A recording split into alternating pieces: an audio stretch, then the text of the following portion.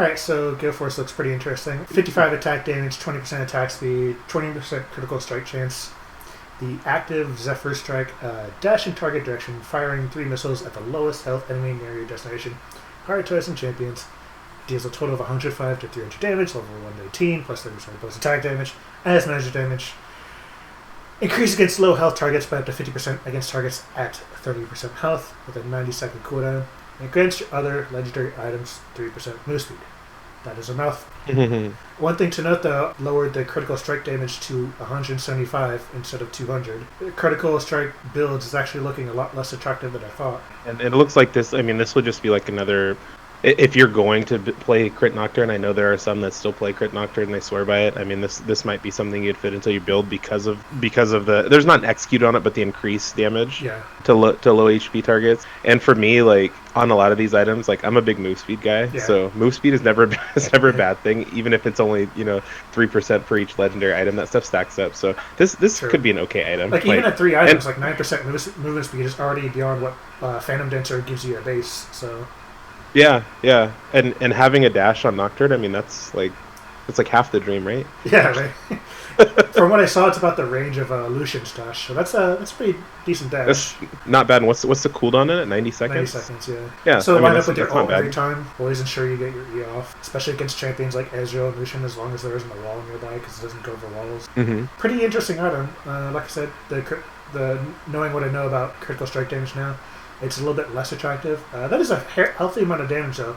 Base 105 and scaling up for 30% of your bonus AD. That's 19 at rank 5Q, so... Not bad at all, yeah. Worth considering, especially for a critical strike build. Yeah, for sure. The Kraken Slayer, anti-tank, 3,400 gold, 60 attack damage, 25% attack speed, so up 5 AD and 5% AS, 20% critical strike chance. Every third attack is enhanced, dealing an additional 80 to 120, plus 30% of your bonus attack damage in true damage. Grants all other legendary items 10% attack speed. This is, they say it's anti-tank, and this definitely an anti-tank item. If you're going the critical strike build, this does look pretty attractive. Every third attack, if you're trying to last a bit longer, and that true damage should be pretty good when you have Omni Vamp going, like a Ravenous Hunter or a Conqueror. If you're trying to break down tanks, and all the extra attack speed will help you get to your third attack. I was gonna say pairing this with Conquer would be really nice. So this makes Mortal Nocturne, where you at, top lane Nocturne, seem pretty good. And some of those those pesky tank matchups, I think this would be like a must build. Yeah, honestly. Yeah, especially for critical strike chance. But I think that we have better tank busters for other things below, and we'll get to them eventually. But it looks like an interesting item. But actually, I don't think for the standard, even for a standard crit build, that you're going to fit this in. It's only going to be if they have 3 tanks on the enemy team and you are adamant about going crit. I think if you see 3 tanks on the enemy team and you're okay with just changing your build path, there's other options for you. That's my opinion. Yeah, the one thing I dislike about this item, and you kind of just brought it up, is I like this item as a, hey, if there's 3 or 4 tanks on the enemy team, I can build this, but I typically like to play, and you do too, in Bruiser Nocturne, the added crit chance in there just makes it feel like I have to do another crit item for it to be useful, and so I'm not sure if I could fit that into my build as good as I think the item looks right now, or as decent as it looks right now. Mortal Shield, though, so I actually got to play with this one. 50 attack damage, 15% attack speed, 20% crit chance, 12% lifesteal. When taking damage, it'll reduce you below 30% health, gain 150 to 650 shield for 3 seconds. In addition, gain 20% lifesteal for 8 seconds on a 90-second cooldown, and grants your other legendary items 8 armor and magic resist. When they say survive burst on this item, they really mean it. That shield is huge, and then the lifesteal is, in general, pretty great. You can actually dive with this item, which is outstanding. I started diving with this item, and I felt really good. Yeah, I mean, it sounds really good. I'm just quick maths here too. Just the 8 armor and MR per legendary. So if you have 4 other legendary items, right? Because not including boots, right? That would put you at 6.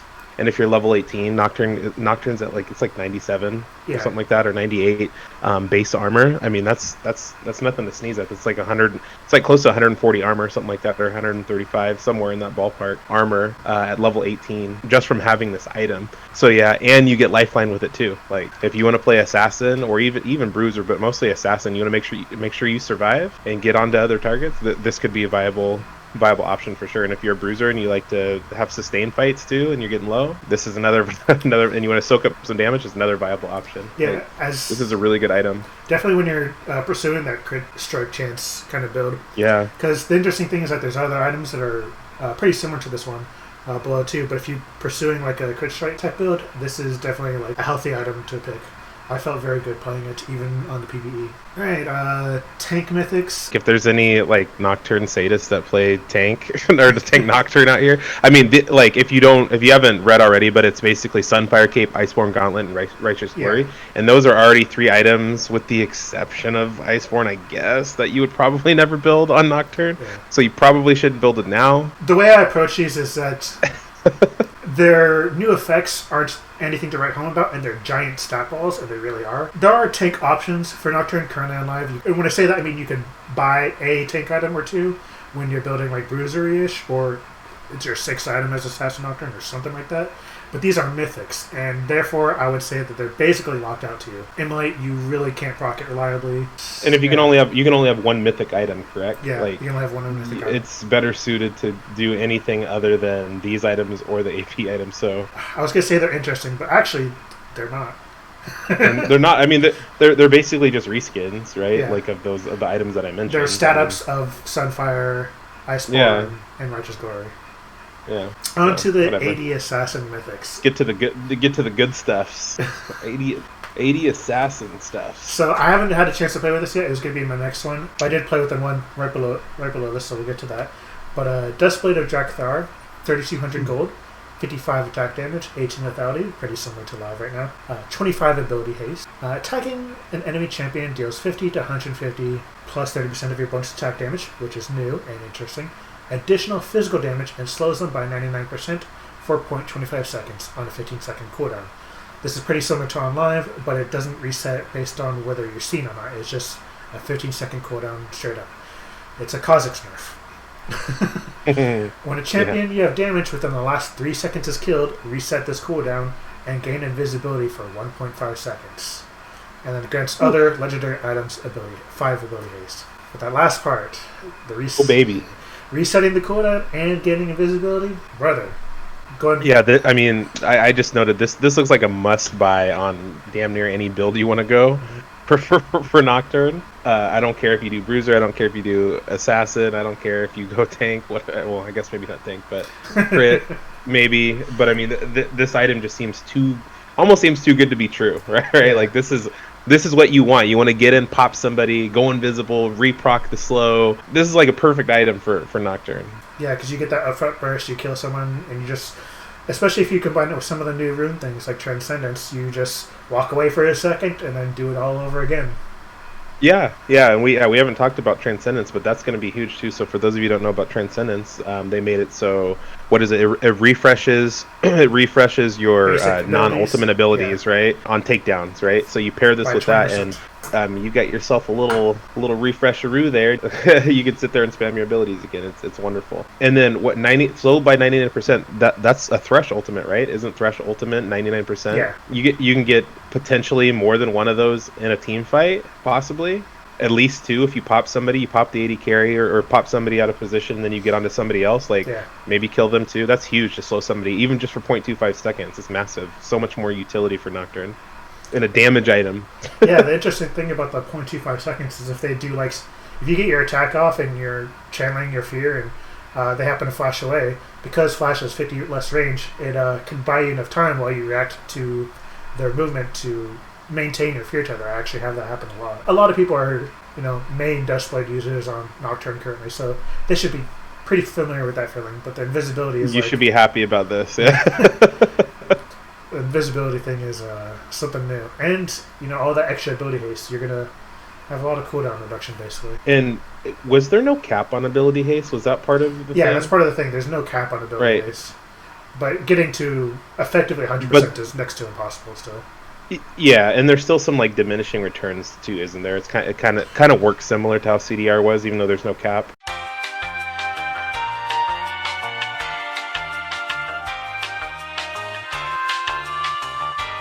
Alright, so the next item, and I did get to play with this one, is called Eclipse. It is a 3,200 gold item, 55 attack damage, 18 lethality, 10% Omni Vamp, and has the ability Moonstruck, hitting a champion with 2 separate attacks or abilities within 1.5 seconds, deals bonus physical damage equal to 16% of their maximum health, and grants you 30% movement speed, and 150 plus 80% of your bonus attack damage shield for 2 seconds, and a 6-second cooldown, and then it grants all of your other legendary items 5% armor penetration. Oh, baby. In terms of dueling, it's pretty good. 16% of their maximum health is nothing to scoff at. Unfortunately, the shield is kind of upfront, so if they choose to not fight you, then you're not going to get much value out of that. The shield, at a base amount, is much smaller than the Immortal Shield Bow. The bonus attack damage ratio is pretty healthy, as you can see on that. And it's got a whole bunch of other effects, like the additional movement speed you get. So even if they don't want to fight you, you're kind of going to force their issue because you get that 30% move speed. Yeah, solid item. And the thing is, it gives the mythic passive is percent armor penetration. So actually, you start to become target agnostic with your lethality, since you don't have to just target squishies. You now have about 20% armor penetration across your items now, just by having this one. That's what it means by dueling. You can kind of target anybody. Right, and you pair that with the new rune as well. Destroyer, thank you. Yeah, I mean, and you've got yourself a healthy amount of percent armor pen across the board, and just another good item for big tanky team comps too, and HP stackers as well. So you can go 40%. Possibly with this item and the new rune. Yeah. I mean that's that's a fair amount, and 16% match XP, like you said. Sorry. I mean, yeah, tank killer, HP stack killer. I mean, if you're not going Kraken Slayer, you probably look at this if it's something that you need for the game you're in. Yeah, if you want to crack some tanks, this is while going lethality. This is a healthy item. It's not on this list, but I combined this with a Sanguine Blade. Ooh, yeah. It was pretty nasty for the enemy team. It was pretty nasty, I gotta say that. And if you ever find a tank alone, what are they going to do? You're just going to heal too much, crack their armor, and just run them down. Yeah. No, yeah. I totally can see that. And you have to realize that this is only... You get that shield and the move speed for 2 seconds. It's only on a 6-second cooldown. You can re-proc this in the middle of a fight. Yeah, I'm seeing, like, I mean, if obviously I think in this scenario there are some scenarios where you could go like Conqueror for those extended skirmishes and duels too, and you're procking Conqueror, you're procking your shield more than once, like. But yeah, this is a solid item for sure. You're doing true damage. Why not? And it's healthy on a dive too, because you'll get that shield basically right away. There's no way you're going to ult in and not hit at least one other ability or attack, like an auto attack, Q, anything, and then you'll proc that shield and that move speed. So if the dive goes bad, well, you have a shield to protect you and move speed to get out. It's actually pretty healthy even as a diving item. Granted, you should probably be going Duskblade, but don't ignore Eclipse. It's a healthy item, and by healthy I mean. The last thing I want to say about this item, sure, for those of you out there that are down for the Resolve Tree, Shield Bash. Anyone? Shield Bash?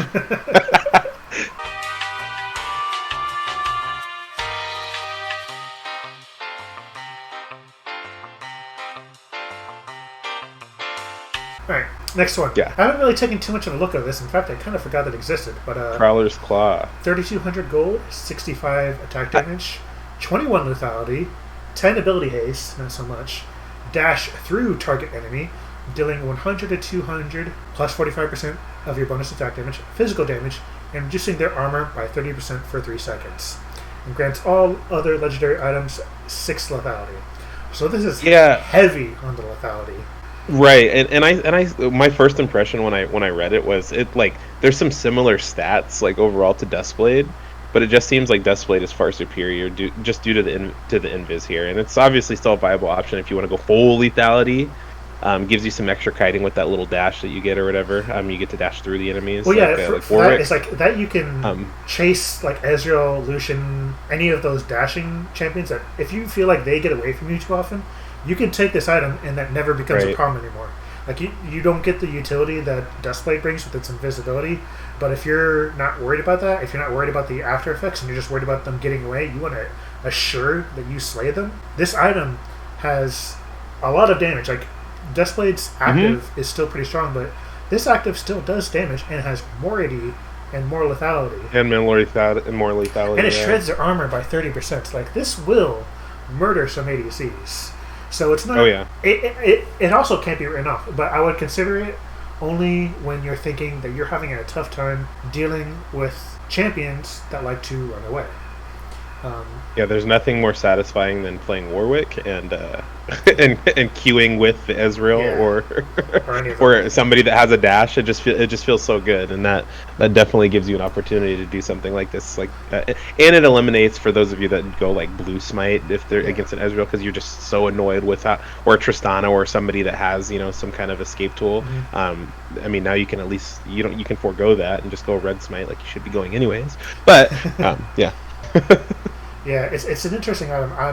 I might even try this against some of those champions. Also, Kassadin. Oh yeah. It's a 60-second. See, I almost always go blue smite against Kassadin just for that, and then save the second part of your ult for when he's ulting away. Like, you don't have to play a lot of those mind games anymore. Really, with this item, this gives you a really good opportunity to keep that fear and just and put him down. Yeah, this lets. And he's going to be going Hourglass too, right? So I mean, maybe. Yeah. Some depends on how his build goes, where he is in the build, but yeah, it's keep you on him. All right, AP Mythics. So we'll just skip the AP Mythics. AP Bruiser. And get to AP Bruiser Nocturne. Not yet. Not yet. They need to get to everybody's favorite item, the Trinity Force. The first item on the.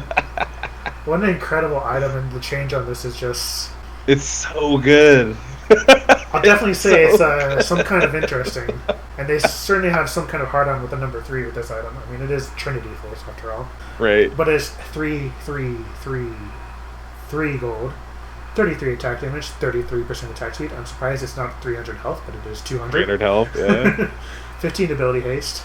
Your attacks grant you 25 move speed and 5% of your base attack damage as base attack damage for 3 seconds. It's really weird wording, but that's how it is. The base attack damage increase stacks up to 6 times. So if you have 100 base attack damage, you will get 5. It'll increase up to 6 times, up to 30. And it'll be considered as base attack damage for things like Spellblade and anything else that procs off of it, but I'm pretty sure nothing but Spellblade matters for that anymore. And Spellblade is exactly the same as it used to be. After using the ability, your next attack deals 2% base attack damage, bonus physical damage on a 1.5 second cooldown. So that part is still not so great for Nocturne. But the Mythic passive grants all other legendary items plus 15% attack speed, which is pretty insane. 4 of the legendary items ends up being 60% bonus attack speed, combined with 33% base, equaling up to a 93%. 93% attack speed without considering Nocturne's W passive or any lethal tempo or anything else like that. This is the attack speed great. Item now. Move aside fucking Gunsu's Rage Blade. This is the attack speed item. If you want to go some crazy lethal tempo attack speed build, this is kind of it for you. How viable do you think this is on Nocturne, actually, in reality? Man, so I always come back to, like, Spellblade always bugs me because people will say different. I don't think Nocturne... I know Nocturne doesn't make use of that, and I hate wasting stats or abilities or different passives or whatever, or actives on Nocturne, because I feel like every bit of gold you spend, every item you buy is crucial to what's going on in the game, and I hate that feeling of wasting something. So I still feel like Spellblade is still wasted. Can you proc it? Yes. Like, can you proc it like a Jax or somebody else that abuses it? No, right? Like, he can really make use of that. And Nocturne can't. I do think this is... Now, I'm curious. You ready for this one? Sure. Ornn upgrade. I'm curious what that looks like. Because the Ornn upgrade for Trinity Force on live is already really good. Yeah. And it's something that it's like, hey, so maybe with an Ornn on your team, I would imagine you still do that. Can you fit it into more builds now? Probably, because, I mean, it just gives you so much attack speed. That's another interesting thing to think about, is if Ornn can upgrade mythic items, but also what new items can he upgrade, because... some of the, like Duskblade, I know it's Yuma's Ghostblade, but there's other items that you could probably upgrade for Mythic, and he could do Trinity Force before. So it's worth considering to looking at. And if Trinity Force is the only one out of the Mythics that it can upgrade, and it's anything like it is on live, And it's definitely worth buying at that point because the amount of stats it gives you is kind of incredible, to be honest. I think I compare it to, like, if you compare it to the other mythics, like... For Nocturne for mythics, I actually have to say no, because despite the incredible amount of attack speed, it is actually still really expensive. And the Swift Strikes is your base attack damage. And Nocturne's base attack damage is actually quite low to make up for the bonus he gets on his Q. It's like, compared him to a Juggernaut that might build a Trinity Force, it's like a difference of 30 AD. Right, yeah. No, I agree. It's still pretty expensive. But so, it's something to consider. It's something to consider if you have an Ornn on your team. Yeah, if you already consider it now, I think. So you might as well. If you got Ornn on your team, take a look at it. We'll have to look at the numbers for Ornn. But I would imagine, that it'll be a crazy item if it's anything like it is on live. So. Sure, yeah. All right, so the next one. Gore Drinker. So I want to say something about this before we read the stats. I learned something about this item. Yeah. They have Tiamat still exists in the game, but they made a Tiamat alternative that's called Kama, and it builds into Gore Drinker. Now, when you get to read this ability's active, it's going to sound like it's a Tiamat item. Yeah, I saw they had both, Ravenous and Titanic in the game still. Yeah, so that makes sense. You saying this now. Tiamat still builds into Ravenous, which doesn't have an active anymore. But Gore Drinker does have a similar active, but it builds out of something called Kama. And their effects are relatively similar, but I think their targeting is a bit different. And Kama is blue. So there's that. Okay, so to the stats of Gore Drinker: 3,300 gold, 45 attack damage, 400 health, 15 ability haste, and 150% base health regeneration. It's actually pretty similar to Titanic Hydra, which apparently still exists. Yeah, I thought it was Titanic for a second. Sorry to interrupt. Yeah. I thought it was until I scrolled down and saw later that Titanic still exists. I actually thought it was just a reskin, basically. Yeah, reskin of that. It's kind of interesting. But this has a ability haste. So active, Thirsting Slash, deal 110% of your total attack damage as physical damage to enemies in a circle.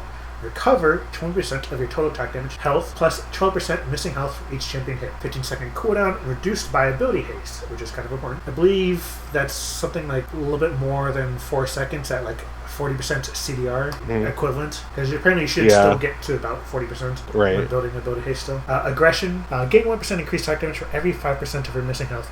Max 15% attack damage at 75% missing health. Mythic passive grants all other legendary items 3 ability haste and 5 attack damage. This is probably, if you're going to go Bruiser Nocturne, probably the cream of the crop. It's got ability haste, it's got a bunch of health, a fair amount of attack damage. It's kind of expensive.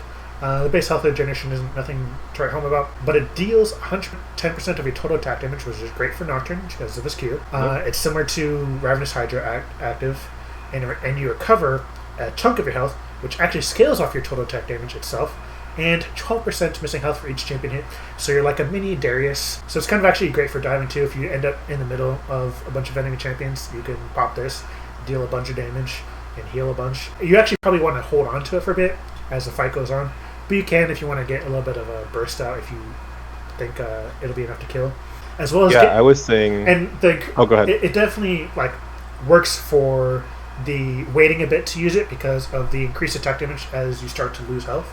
So it actually gets stronger the lower you get. So there might be some combination you want to do with low health effects, such as nullifying or any of the lifeline items, or revitalize. So yeah, I think this is pretty much your bread and butter for dueling bruiser builds.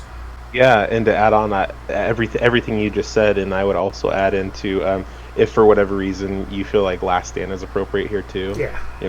Just one of those. No longer Wits In though, unfortunately. Sad face. Timing this with your passive too as well. So boosting back up. So the longer you hold on to it, if you can time it with your passive as well, you can boost back up to a fair amount of HP too, frustrating your opponents. That's a fair amount of heals if you're in the middle of a team fight. Trying to survive to a little longer. I mean, I wager if you have something like Last Stand and probably Revitalize, you time it with that and have let's say Conqueror, you probably about to go from 30 to 100. Seriously, you'll heal right up instantly, and your enemies, your opponent's cooldown opponent's abilities will be on cooldown, and you'll just be hacking away. So I would agree. This is a pretty core item on Bruiser Nocturne. So it's definitely something I'm going to be testing a ton, and I'm sure you will too as well. It's this and Dustblade basically our core build. are my next tests. Stride Breaker. Okay. 3,300 gold, 50 attack damage, 20% attack speed, 300 health, 10 ability haste. Just peppering that ability haste around. Nimble, dealing physical damage, grants you 20 move speed on hit for 2 seconds, increased to 60 if it kills the unit, which is literally the range passive from Live, Black Cleaver, and Trinity Force. Active, Swift Slash. This one you lunge a short distance and deal 110% attack damage, physical damage to enemies in a circle, slowing them by 60%, decaying over 2 seconds. So it's like a mini Zen E, I would say. Yeah. I guess it's not targeted either. No, it's AoE, right? Yeah. It's just in that direction, yeah. Grants all other legendary items plus 3% move speed. Kind of like, so just like the assassin item that gives you a dash, this is just like that. If you need to chase someone while being a bruiser, just pick this one. It's the exact same principle, pretty much. Yep. Yeah. Gets you a whole bunch of move speed, so short lunge. So actually, you'll have the move speed to catch up with them if you're out of range, plus your Q, hopefully, and just get on them. All the points that I used for the assassin item pretty much apply here. Yeah, and this item, we haven't talked about the other item that you're mentioning with the Rylays and kind of like Frozen Mallet. I think this item is superior to those items, so if you are trying to stick onto somebody, this is probably the one to build. Yeah. With the dash, with the little lunge and the slow. Divine Devour, anti-tank. 3,300 gold, 40 attack damage, 400 health, 25 ability haste.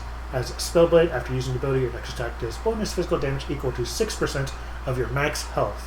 Has a 1.5 second cooldown, and has 150% of your base attack damage as minimum damage. Feast, when Spellblade hits a champion, heal for 60% of the damage amount. And the Mythic passive grants all other legendary items plus 100 health. Cries and Jax. Like, I'm just so scared of Jax with this item. When Spellblade hits a champion, heal for 60% of the damage amount. Like, I don't know. It's crazy. If he combines, like, when he hits his W, it'll be something special. God. Even Darius or Garen with this item would be something special. They'll be kind of scary. I think, like, it'd be interesting with Nocturne having this item, but this is definitely not as kit synergistic with Nocturne as many of the other choices. Like I said, I think this would be interesting on him, but there's too many other better choices for him.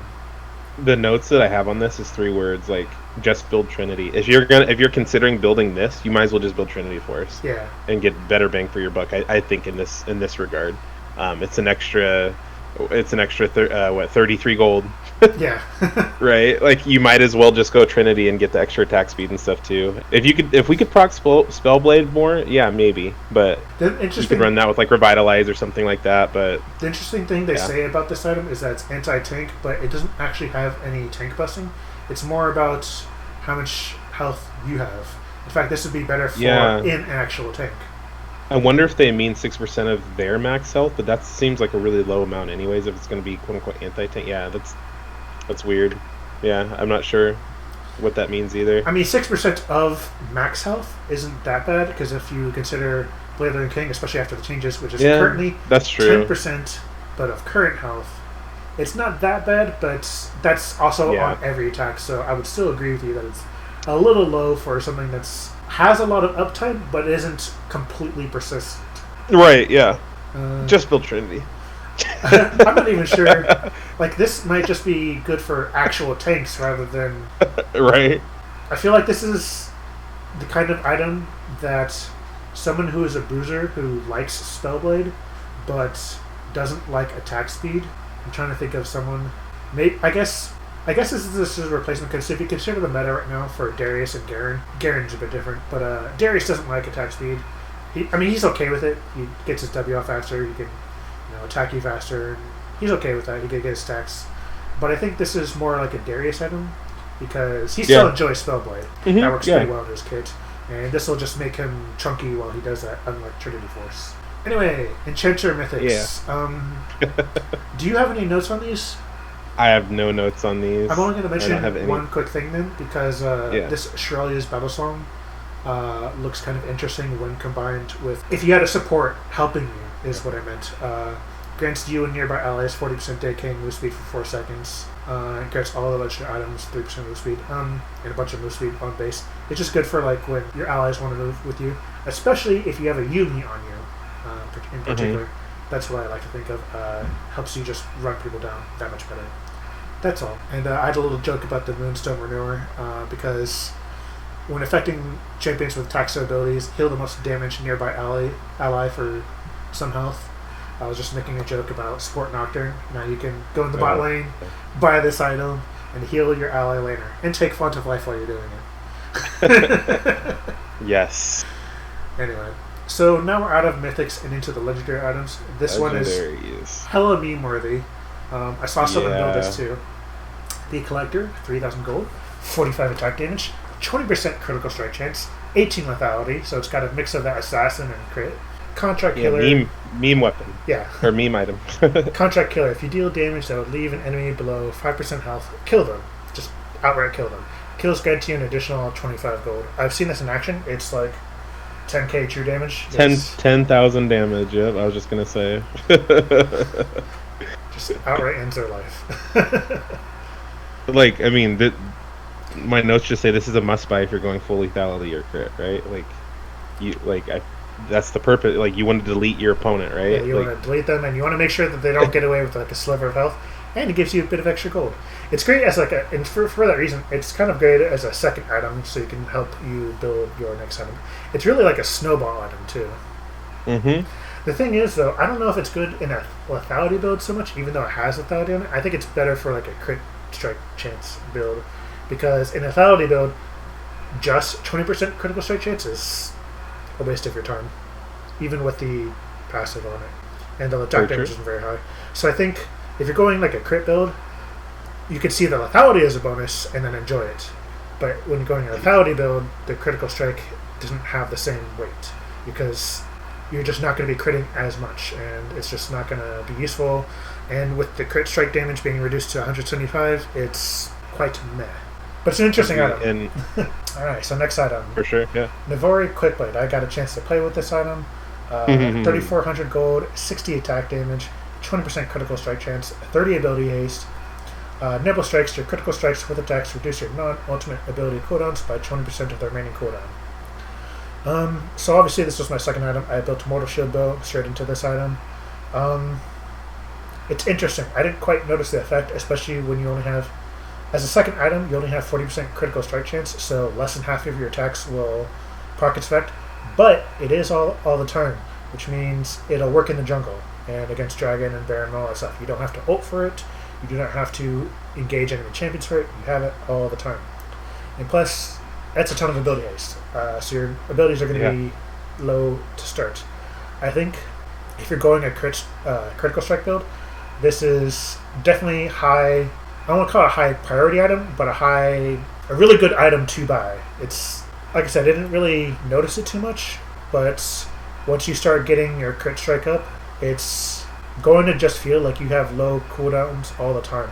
And I purposely went and checked my replay to see how it was affecting me in combat, and I noticed I was able to catch a lot more champions more often because I would specifically have 3 seconds shaven off of my Q and my E and stuff to chase enemy champions down that I would not have had if I did not have this item, and combined with Transcendence as well, because I was double dipping. They use some nice cooldown reduction, and your W comes off 4 or 5 seconds. That means you can leave a fight, and just kind of like with the Dustblade item, you can come right back in and slice the baddies, because you have a more consistent form of DPS in the critical strike mode.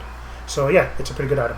Yeah, I mean, this is how we get Spear Shojin back in the game, right? Like this is it. This is the way. Core item on a lot of Nocturne builds when it was an item, and I think the same thing for all the same reasons that you said. The only thing that not bothers me, just as but it's somebody who doesn't really play crit Nocturne. I would like to incorporate this into my build, but yeah, that crit feels incredibly wasted if you're only sitting on the 20%, or even if you get the 40% with Shield Bow. Yeah. It feels wasted. You have to pair it with another crit item, whether that be IE or an attack speed crit item or something like that. Like you kind of have to. Yeah. Luckily, I mean, with the reduction to crit damage, you kind of have to go IE after this if you want to do some reasonable damage. I have to say that's not entirely too bad if you have to go full crit for this, because they put a lot of utility into the crit items now. There's crit items with lifesteal in them.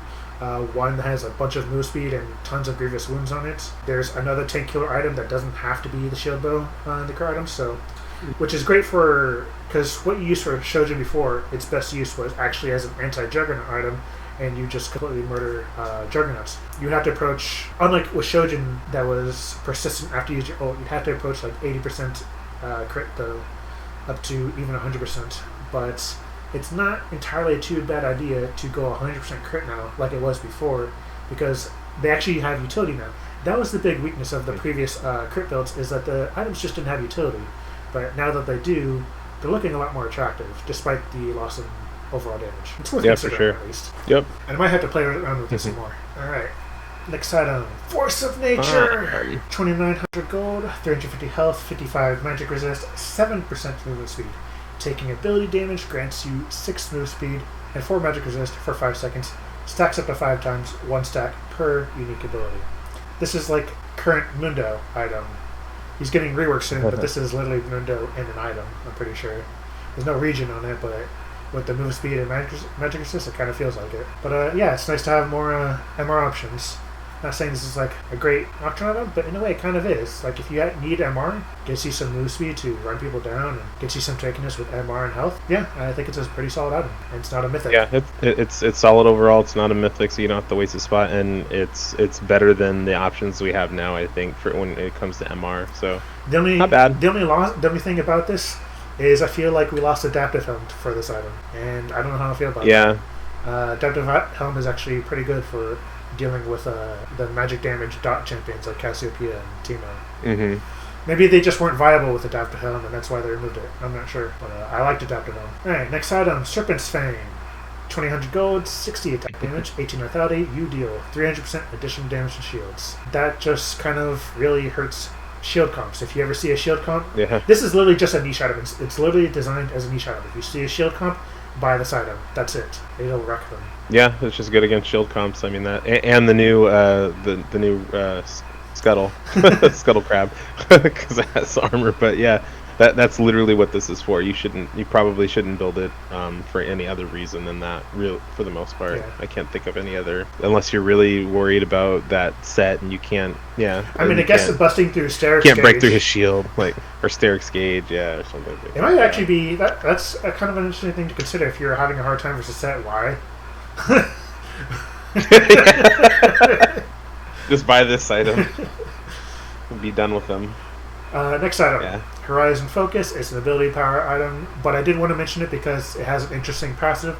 Focus Fire, damaging a champion with an ability at over 850 range, or immobilizing them, reveals the target and increases your damage dealt to them by 15% for 6 seconds. It's an interesting item. If you have a Xerath on your team, try and convince them to buy this item, because then when they snag them, not only will they maintain vision for the rest of their abilities, which is great. This is literally Xerath's item. This is for Xerath. But if he doesn't, just make sure he does. And it reveals them, so then you can ult them and ensure their demise. That's all. I like it. For Xerath, yeah. Yeah, for Xerath on our team. Yeah. More ability power items. They're interesting, but we'll move down to Cyrilda's Grudge. That was what I was thinking Grudge, about. yeah. 3,000 gold. Yeah, this is like the Rylai's. Yeah. 3,000 gold, 50 attack damage, 30% armor penetration, 20 ability haste, and the Grudge. Your damaging abilities slow by 30% for 1 second. So you ult in, they're slowed. Even if they flash away, they're still slowed for a while. Basically guaranteeing you catch up to them unless you really messed up. Your E is a dot, so it's actually going to continuously slow them over that time. If you land your Q, in fact, it'll actually make it easier, because if you land your Q, you slow them, and now you can run up to them that much faster.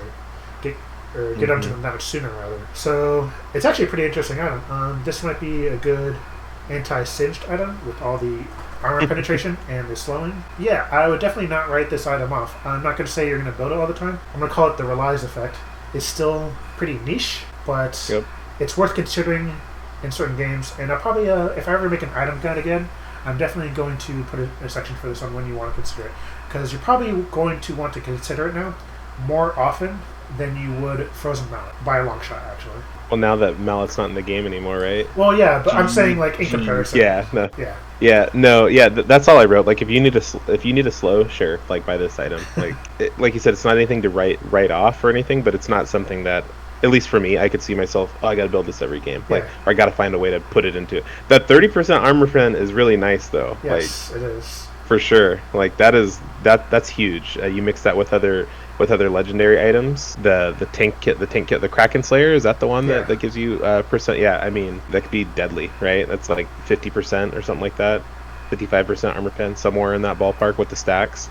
It's a lot. I mean, didn't we consider that one of the items was like 40% pen when it had all of the legendary items combined with it? Yeah, it was that one, or was it? That was actually a assassin item, and that one was Eclipse. Eclipse gives. Oh, it says right here, great for fighting tanks. Yeah, Eclipse. Yeah, I have a note there. 5% armor penetration. Well, that will give 20% right there, and then if you combine that with Sirotas, you have a total of 50%. 50%. And then we were talking about Destroyer. If you use the rune Destroyer, so you can get up to, what was it, 60%? It'd be 70. You can get up to 70% armor pen across 2 items and. So I mean, why this may be niche? I mean, I guess if you pair it with those items and you pair it with that rune, like if you find yourself in a situation where there's a lot of tanks on the enemy team, this would be huge, I think. Yeah, it'll shred through. And the utility is nice. I mean, utility is nice too. Just having the ability to slow somebody for the rest of your team, it's still a nice thing. Like overall, if you find yourself in a spot where maybe you're not doing a ton of damage, and maybe you find yourself behind, any time you can help your team out and slow people so the carries can do what they're supposed to do, hopefully it's not a bad thing. I'm kind of just turned on by the thought of slowing people with my fear before they're feared. Yeah. They just drop it on someone, and now they're slow. They can't get away, and they can't get I can actually use it as a peel for my carries, because sometimes I find myself having to do that. Even my Q, I can throw my Q and hit multiple people, and now they're all slowed, even if it's just for 1 second. It's actually kind of. And you like to take ghost, so if you're trying to get out of a sticky situation, you fear and you start to run away in ghost. That'll slow them long enough for you just to dip out, even if you don't proc the fear, right? Like. Very interesting item. I definitely don't think it's bad by any means. Like I said before, it's probably not a core item, but it'll probably see some time in my inventory. It'll pop up. Yeah, it'll pop up here and there for sure. Alright, Silver Weave leg plates, basically Mercurial Scimitar updated. And finally, all I said was meh, like like QSS. Yeah, 3,000 gold, 35 attack damage, some health, 200 health, 35 magic resist, and Quicksilver. The difference between previous Quicksilver and old and this one is that the old one gave 100% move speed for 1 second to melees, while this one gives 40% tenacity and slow resistance for 3 seconds on a 9-second cooldown. And that's for everybody. So it is still better in that sense for ADCs, but it's still kind of a shitty item, if I'm being honest. I don't think bonus health is really necessary. I guess they're kind of considering that if you're getting hit by CC, then you're taking damage in some way, and so they want you to be a little bit chunkier. And if they just did that, that'd be fine, but I feel like 35 magic resist is completely pointless. Oh, yeah. Throw that power into something else. Like, it's also so niche, because crowd control isn't limited to just magic damage abilities. Sure, that a lot of them have it, but in these days, there's a lot of physical damage that has CC too. I really glossed over this item. Like I said, I just said meh.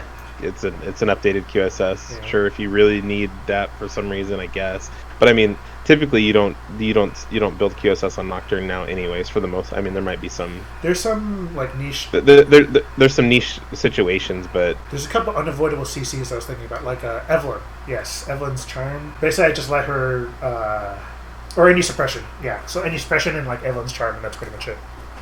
Yeah.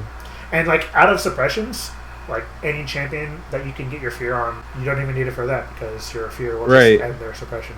Well, end their suppression, yeah. I love doing that to Warwick. It's pretty fun. Or to Malzahar. Or Malzahar. Yeah, it's fun as well. Yep. Probably be the least built item, but it does have its niche use. Chempunk Chainsword, 2,700 gold, which is really cheap. 45 attack damage, 200 health, 15 ability haste, and the passive is Cursed. Dealing physical damage applies 40% grievous wounds to enemy champions for 2 seconds. If the target is below 50% health, this effect is increased to 60% grievous wounds. This is also an currently Mundo item, because he likes to activate his ult below health, at low health, and even activating it itself puts him at low health, because it's 20% of his current health. Pretty solid item for applying grievous wounds. It's really all I have to say about that. It's good if you need grievous wounds. Like this is a good item. Like But we have another one that's grievous wounds. We're gonna get to that one. Alright, we have some updated legendary items. So Infinity Edge, bunch of gold, bunch of attack damage, some critical strike chance, gain an additional 8% critical strike damage per 20% critical strike chance. So taking the current 175% critical strike damage, at max critical strike chance, it gets up to 199%. It's basically the same item it was before. It does a whole lot of damage. Yep. You build it in your crit builds, and that's about it. Yeah, you have to build this item. It's your damage multiplier.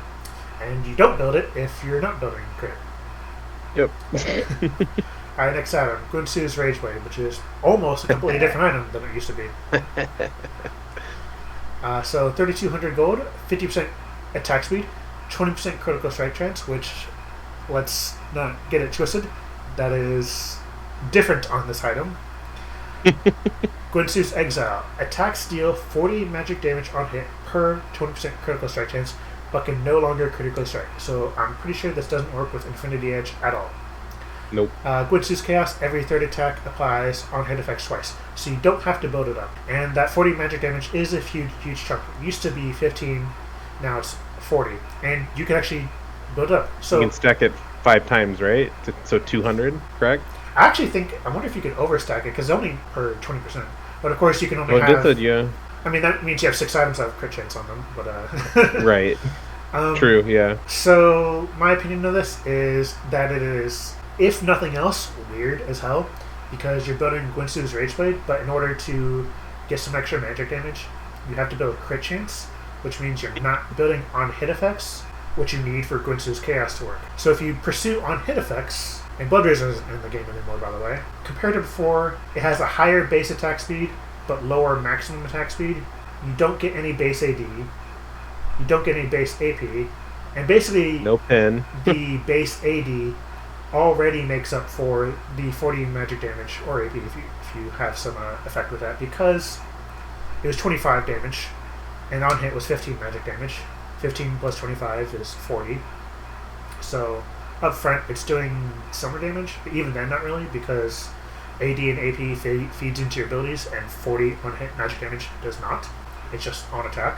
And you lose all that pen. You lose 15% physical pen and 15% magical pen, which you need to do even more damage. So overall, I actually think this just straight up does less damage up front. Like, even though you don't have to stack it, do I care? Yeah. I don't know, man. This gives me like a crisis, personally, almost. Without Blood Razor, you have to get Blade Throne King. And then get crit. And like Wit's End is not great anymore. Not that great anymore. My notes say, ha ha ha ha, this item blows now. Nope. All you Rageblade blowhards in the Nocturne sub, sucks to be you. Your item is doo-doo now. Okay, it's not doo-doo. It's just, like you said, it's weird. Because you'd have to build like a Bork or even Wit's End, and Wit's End's not that great. We haven't talked about it yet. Not that great. And then you have to go crit with it too to make it useful, and it's just losing that pen and the stacks from it. It's just this, like, I already didn't like this item like live. Like, I just don't like it on Nocturne. Yeah. Now I'm happy that I don't have to change any muscle memory or anything like that, because this is gonna make for some wonky builds. If you find some that work, sure. I mean, there might be, but yeah, seems like a very odd item. I feel like they're going to have to buff this item or change this item. There's no way. I even think about Master Yi, who's the quintessential user of this item. He is balanced around this item, basically. Yeah. This is going to hurt him, too. Yeah, the base. You take away the base AD from it, and it hurts his true damage as well. They're going to have to do something. I used to build Rageblade on occasion, generally against Mordekaiser, because... well, there was a time when it was kind of broken on Jax and Yi, and you could build it on Nocturne. There was a time when it was pretty... Yeah, I mean, that's previous, but I mean, like, on live. Yeah. On live, I still build it, like, on rare occasion. If I find myself stacking on hit effects of their Blood Razor, Wit's End, and Blade Order King, I'm like, well, may as well just build Rageblade, and it'll give you... Might as well. And it'll give you penetration, so, I mean, hey. Yeah. Now it's just kind of... I don't think I'm going to build it without the penetration. It's kind of very lackluster. Alright. I agree. On to the next item, Lord Dominic's Guards. 3,000 gold, 30 attack damage, 20% critical strike chance, 30% armor penetration. Giant Slayer. Deal up to 20% bonus physical damage against champions with greater maximum health, with a maximum bonus at 2,000 max health difference. I find this to be a great item if you're going down the crit path, and you did take Kraken Slayer, which I don't see a reason why you should. Gale Force or Immortal Shield Bow are just better. You could pair this with Kraken Slayer if you want to just murder tanks, but this will basically do all that for you. It has the crit strike chance, it has a bunch of armor penetration, and it deals a bunch of bonus physical damage to champions that have more maximum health than you. It'll tear apart juggernauts like Darius and Garen. It's definitely worth considering if you're going to crit strike build. That was kind of my comment. This looks like a really good item against juggernauts, and for the reason, the biggest reason is because you don't have to waste your legendary item. Yeah. With this, so you might as well, like, instead of buying Kraken Slayer, buy this. Yeah, and like against like Darius too, if you bought Gale Force, you can dash into his Q so he doesn't even hurt you. Oh yeah. if you're unsure if you'll get inside it because he's, I don't know, playing you or whatever. All right, but yeah, I do like the item, especially for a crit chance build, and it's worth considering. Let's see here. Essence Reaver, 2,900 gold. I think that's the same price as in live. 40 AD, 20% critical strike chance, plus 20 ability haste. That's pretty similar to live. Less AD though. Spellblade, interesting. After using the ability, your next attack deals 100% of your base attack damage plus 40% bonus attack damage. So that base attack part is kind of weird, but it's there. Additional damage and restores 3% of your maximum mana. So they changed the always regenerating mana into a Spellblade effect, where you restore 3% of your mana and deal some extra bonus damage. This is an interesting item if you're going a critical strike chance build and you need some mana regeneration. I can see sometimes when you might be doing that, although it'd probably be like as your final item, because there's a lot of really good crit strike chance items right now. Frankly, if you're having mana problems, you could probably just solve that in your runes. You don't really need this item. Yeah. That's what I said. And with the new Transcendence, right? Yeah. You get, if you haven't looked at that, but you get mana when you auto attack. Is it champion? Yeah. When you damage enemy champions. Damage enemy champions, you get mana back. So I mean, and again, like, just Spellblade drives me nuts with Nocturne. So could you build this? Yeah, sure. It just makes me sad. I don't like Spellblade. Really upsets me. It's my bias. Like when I look at this mana passive on Essence Reaver, it just seems like it's more like a split push build. So that when you cycling your Qs on each wave, you're gonna have to, late game, you're trying to push down towers. You're gonna have to go through like 3 or 4 waves and you Q each one, and your mana just starts to slowly drain over time. I could see that being a problem if you're jungle though and you have blue. It's not an issue. There's probably a niche scenario where you have this. The big good thing about Essence Reaver in the past was that it had a chunk of CDR on it, and now it has from 20% CDR to 20 ability haste, and it's actually not the same. That's less CDR. No, it's not. Yeah. Comparatively than it was before, and it's a lot less AD. So actually, my assessment has to be that this is not an item that you pick on Nocturne. If you have this, I'm going to say the same thing I used to say about Frozen Mountain. If this item can be solved by other items or other runes, like any reason why you would want to pick this up. So I will actually not recommend this item. It's not, in theory, too bad on him, but there's just better items. That's all. Yep, I agree. Phantom Dancer, 2,900 gold, 40% attack speed, 20% critical strike chance, and 7% movement speed. This passive is ridiculous. Attacks grant ghosting and 7% move speed for 2 seconds, which means up to 14% move speed.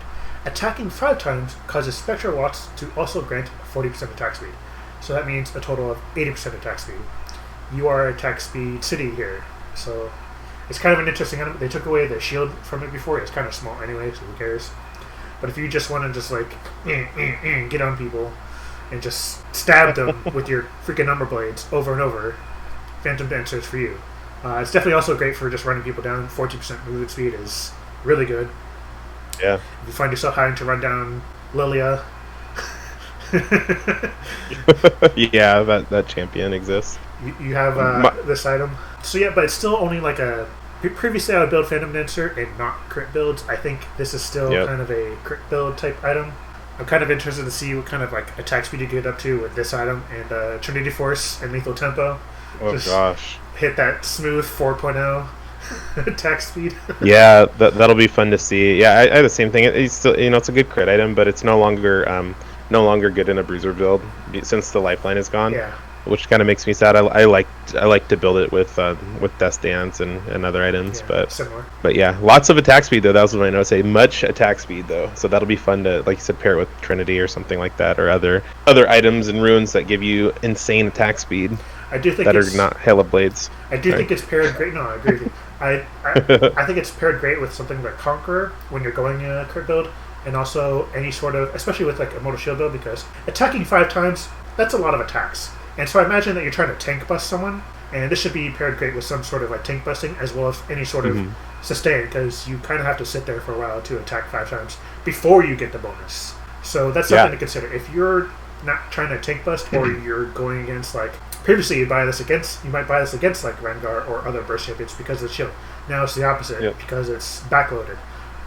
You wanted to do this against things that are going to last a while. So that's when you're going to want to buy it. It's not going to be in every build for sure, but it's an interesting item to pick when you're trying to tank bust, or they're just really beefy champion. Yeah. It's also kind of interesting because it doesn't say against champions. That means it'd be interesting for taking out things like Baron Nashor and Elder Dragon. Yeah, definitely would help secure those for sure. Next item, Gargoyle Stoneplate. Not too much to say about it. It's basically the exact same item that it used to be. And we didn't buy it, so moving on. Sorry, take Nocturne players.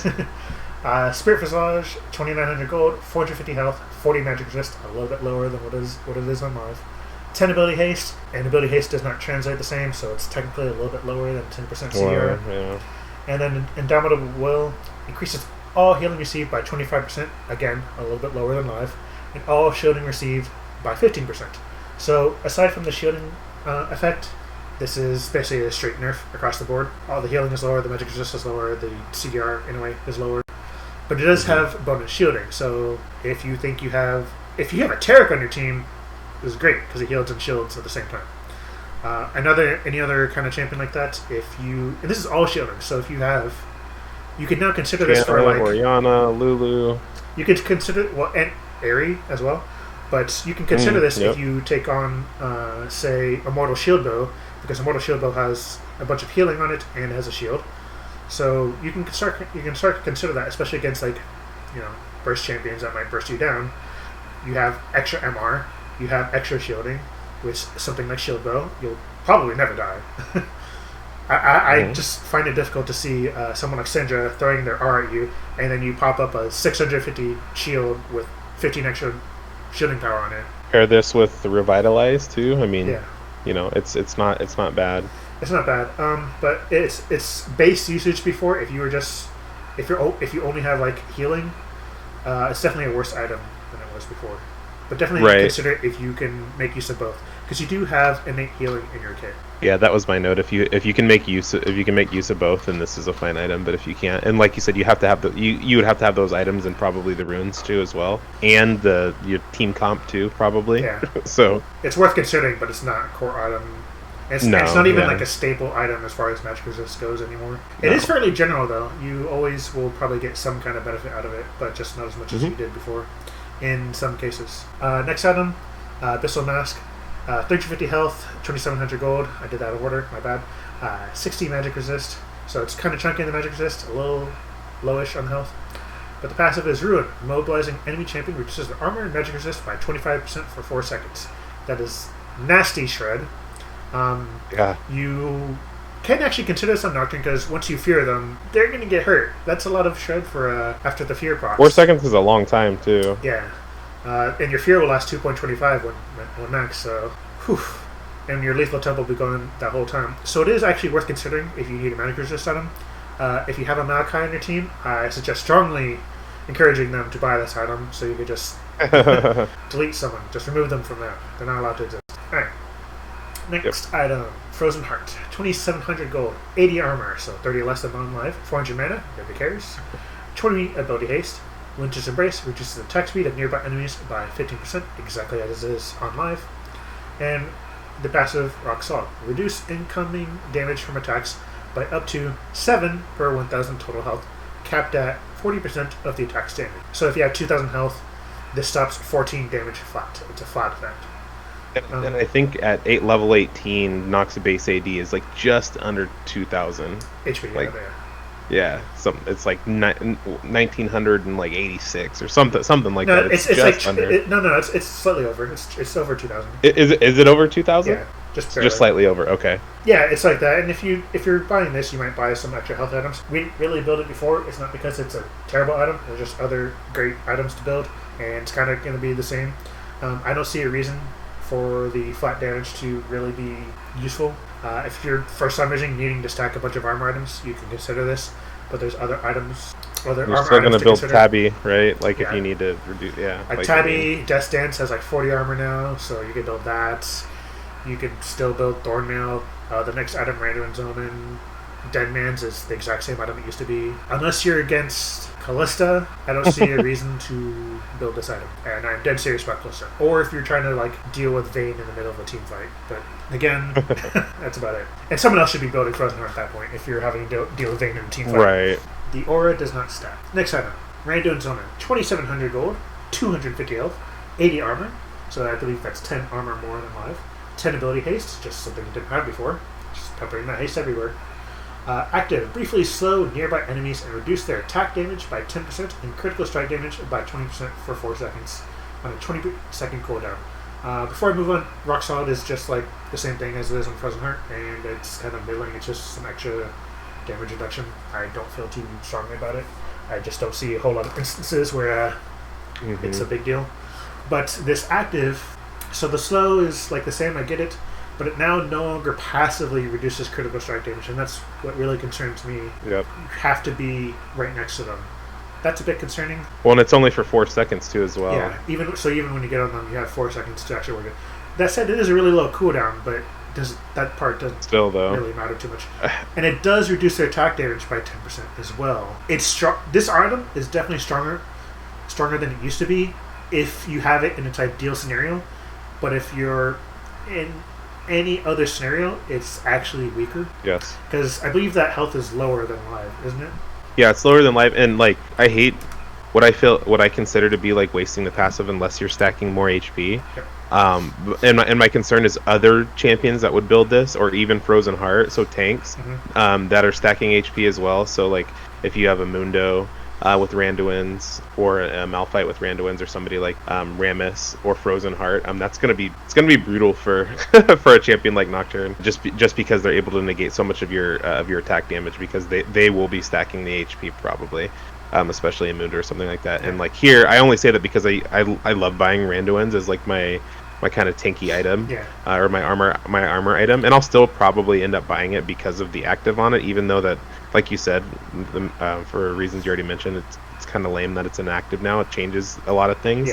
But again, I just hate that I'm not going to be able to make use of the Rock Solid passive as much as I want to. And like, I mean, it's 7% up until you get to level 18, or build like, I guess, Black Cleaver, I suppose, or another HP item. So I mean, or not, it's 7%. It's 7 flat. Yeah, 7 flat. Yeah, like it just makes me sad that I can't use it as effectively as live. It seems like. Yeah, it's 150 less health than on live with 10 more armor, and the Rock Solid is something you didn't have before, so it starts to sort of approach power neutral over the course of your full life bar.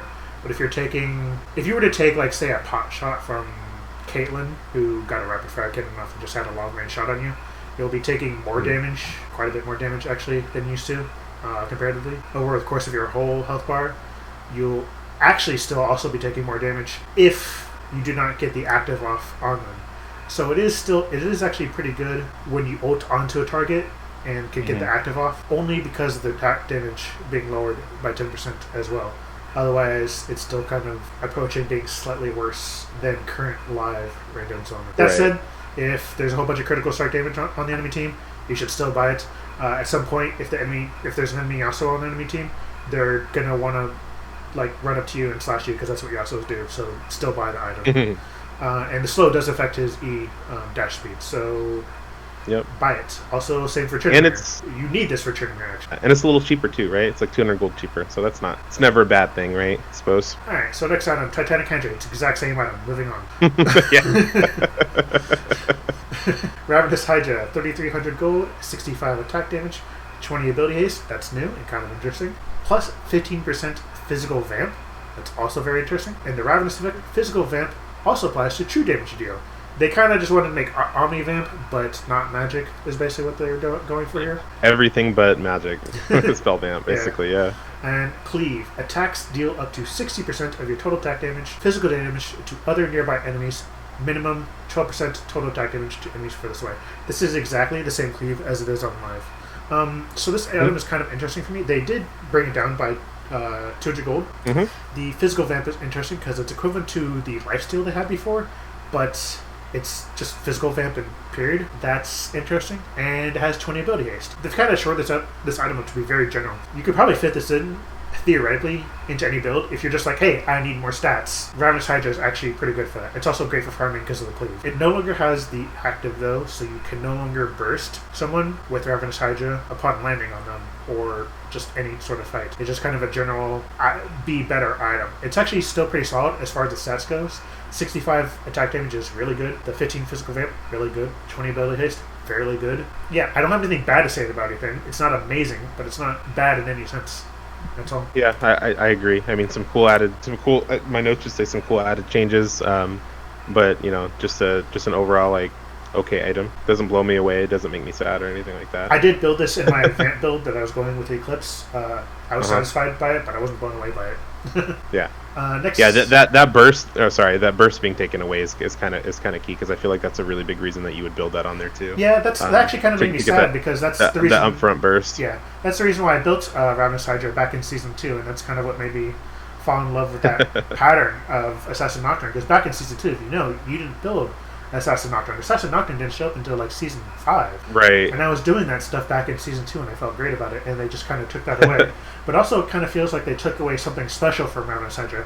Now it just feels... It's literally just a stat stick, is it not? No, yeah. I 100% agree. There's nothing like unique about it, I guess, in that sense anymore, for sure. I just felt like the active gave you some sort of like decision-making, I'm actually, like, I don't know if you can tell, but I'm actually a little bit sad. Yeah, no, I mean that this is coming from somebody who didn't build it a ton, but I know you played with it quite a bit.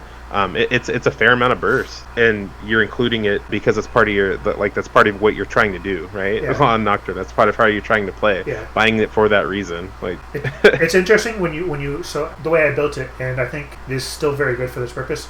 This is how I recommend building it now, is to just include it to fill in your current vamp build, whatever vamp build you're going for. Mm-hmm. I think this is definitely suited for that, because this applies to all physical vamp you have, the Ravenous effect. Right.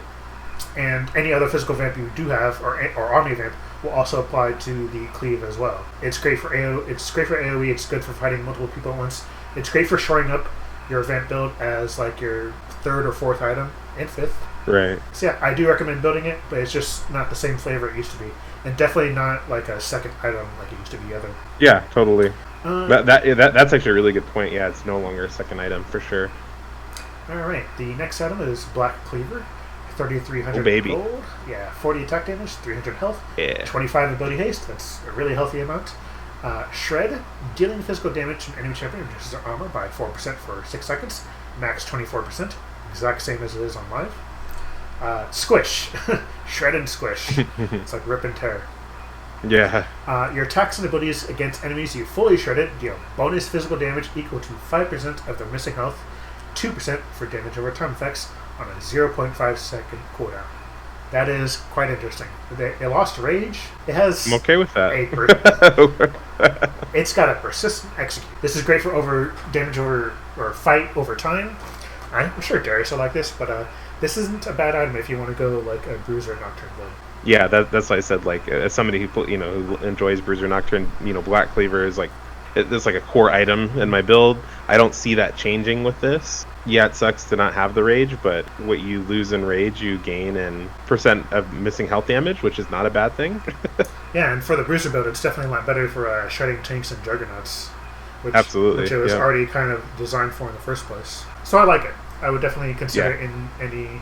Almost, I'm not going to say 100%, but almost core, actually, for a Bruiser build. Because there's a lot I had it up there on initial thoughts that it was probably still core, probably, but I haven't played with it yet, but yeah. Yeah, I mean, like, it's pretty similar.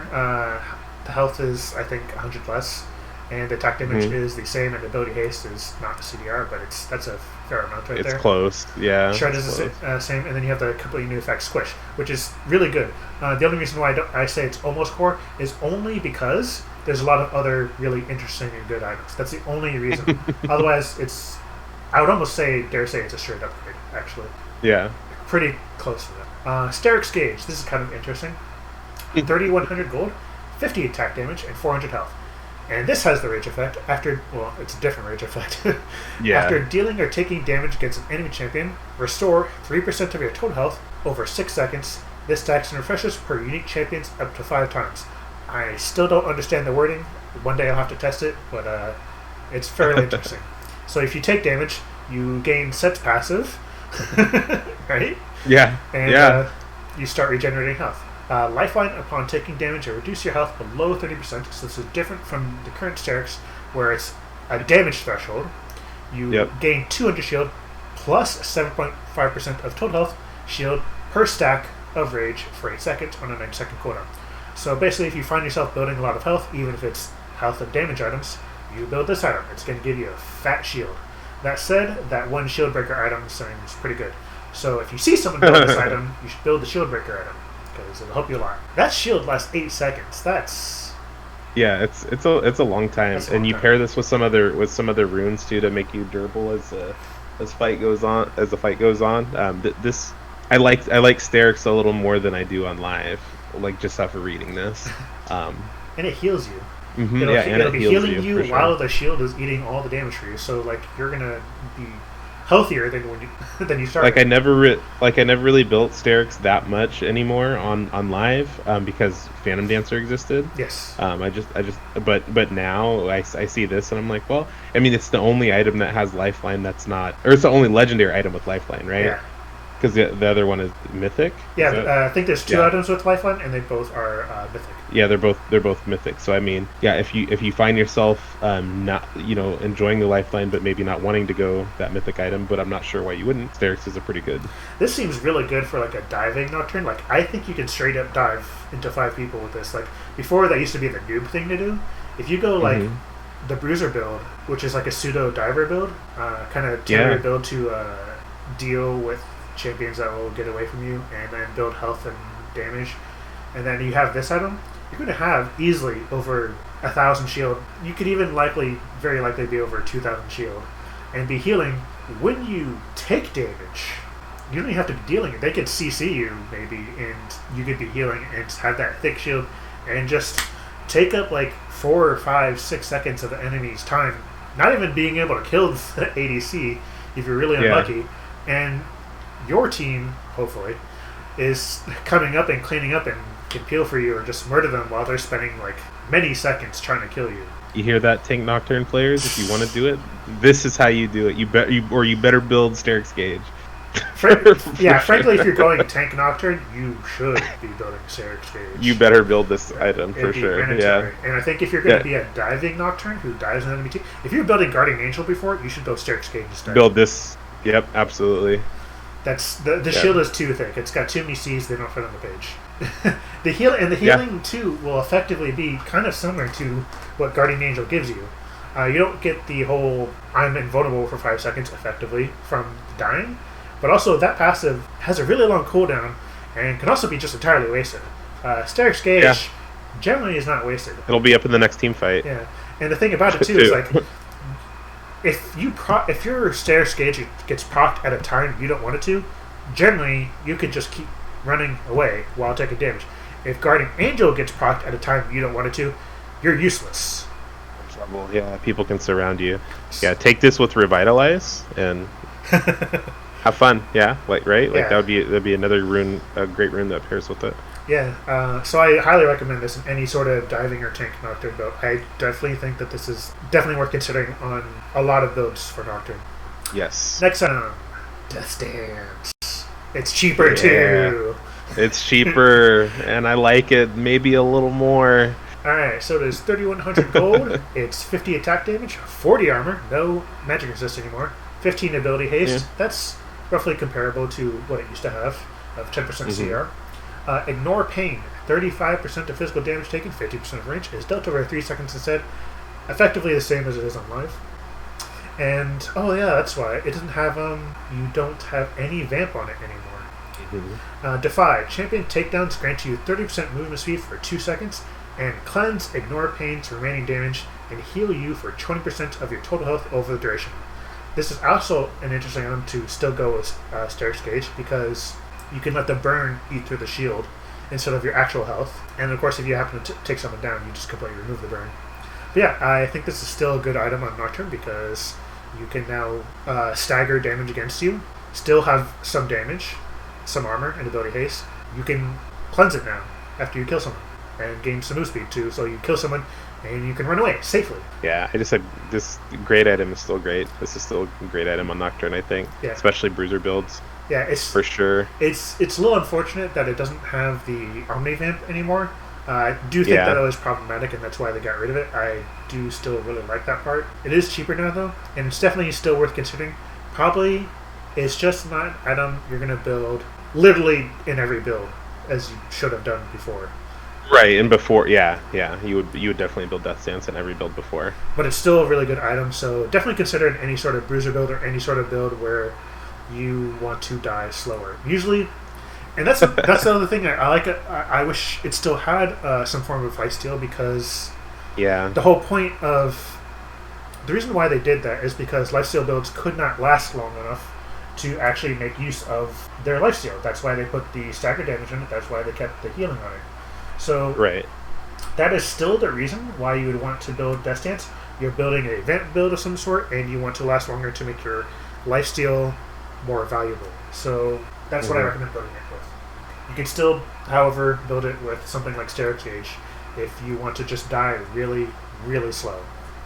And it's takedowns, so you don't have to actually get the kill. You could just ult into a fight, be involved, be CC'd for 10 seconds, get hit a whole bunch, eat up a lot of pressure and abilities and damage, survive, because you die really slow, and because you were involved in takedown, now the burn is gone, and you just died really slow. You just couldn't die. Yes, Steric's and Death Stance paired together, it seems like it's one of those items where, like, it's not always advised that you dive in 1v5 and start team fights, but you know those games where you get them where you're like, if I don't start this fight, my team they're not going to do anything, right? This gives you a little more leeway with doing that.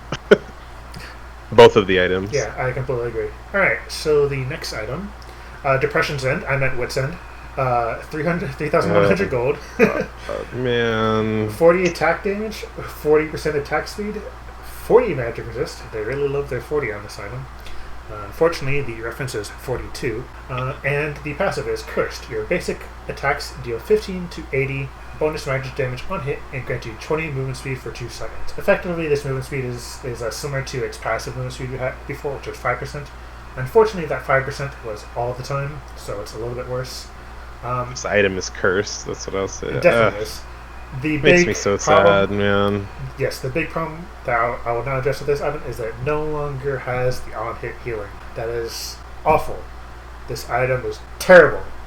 I was going to say that's why. That's what. No, it is. That's why you. That's a big reason why you built What's In is for that back end lifesteal, man. Like it was so nice. It's very good, and it had interesting synergy with Death Dance and things like Last Stand and Revitalize. Yeah. It's not there anymore. And I actually, the big problem I see with this is I don't see a reason why you would build this. So the other thing about Wit's End, how it worked was you survived the burst of a mage, and then you use the healing on the ability to continue to sustain through any sort of lingering damage that they may have or other sources. Yeah.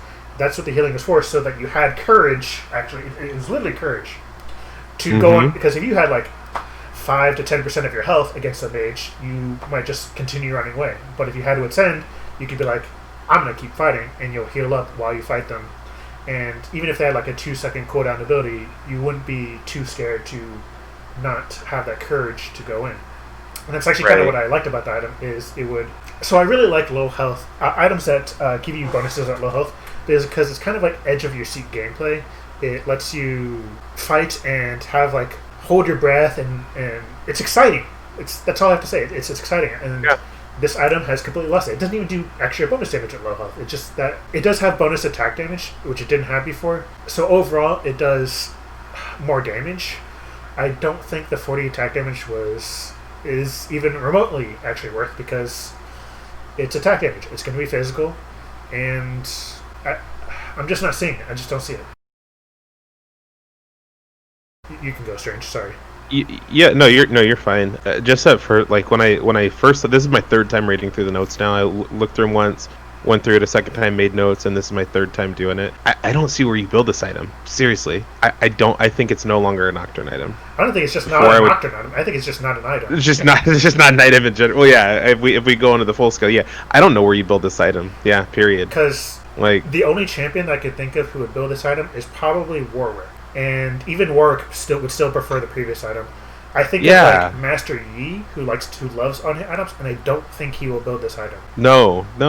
Unless he's desperate for magic resist for some reason. But because before it was like Wit's End was slightly better than Death Dance for Yi. Now Wit's End has no contest. It's not. I don't even want to compare it to Death Dance anymore. But there's other items. Wit's End falls dramatically out of favor compared to other new items, other reworked items. So unless you're just completely desperate for magic resist and you're just stacking tons of it, like before it would be one of your first magic resist items. Now it's like your last, if at all. If you really need it, you can build this, I guess. Okay. Like, yeah, because like there's other. You have Force of Nature now. I mean, yep. Do you need this item? Anyway, we're done with this item. Yeah. Next item, Blade of the Ruined King. I think that's cheaper. 2,900 gold, 40 attack damage, 30% attack speed. That's 15% more than life. 15% lifesteal. Ruined Edge. Attack steal additional physical damage equal to 10%, 8% for range, of the target's current health on hit. That is 2% less than it is on life. And Siphon. Attacking a champion 3 times steals 25% movement speed for 2 seconds on a 20-second cooldown. Yeah, it's 400 gold cheaper. Wow. That is 400 gold cheaper. That's a lot, but this one, it doesn't make me as sad as Wit's End, but I do, man, not being able to apply stealing the move speed right away. Slow, yeah, that makes me really sad. The range slow, and it gave, I think it was 100 damage too, right out the gate. So it does help with that initial upfront damage when you're ulting in or whatever. It's still a decent item. You lose 2% of the target current HP on hit, but it's still decent overall because it is cheaper. But yeah, having to stack to get that move speed bonus is really unfortunate. I think that's like, I would damn near say that is like kind of a nail in the coffin for this item. It is 400 gold cheaper though, so that does make it slightly. That's where I'm like, well, it's still okay because it's cheaper. Yeah, because I think that the ability to range slow someone is very important to the use of the item. It is still going to be like a good tank shredding item just due to the on-hit effect and the attack speed and just generally how it's standard out. So I still recommend it for if you're trying to tank shred. It's just you're not going to have that same utility you had before. That's all.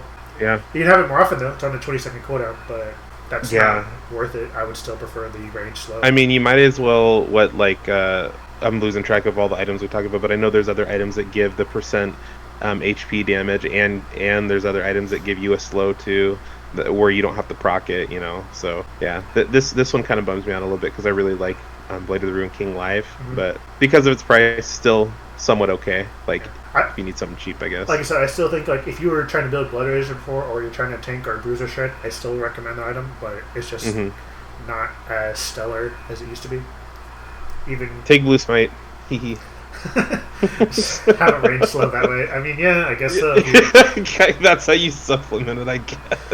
I mean, because it is exactly like the old Blade of the Ruined King. It does a little bit of damage. It slows them, speeds you up, and then you smack them a few times, and then you do it again to them. So I mean, yeah, you could do that. That's retarded, but you could do that. It just means that you're not using Red Smite though, right? So right, yeah, you're not using Red Smite, yeah.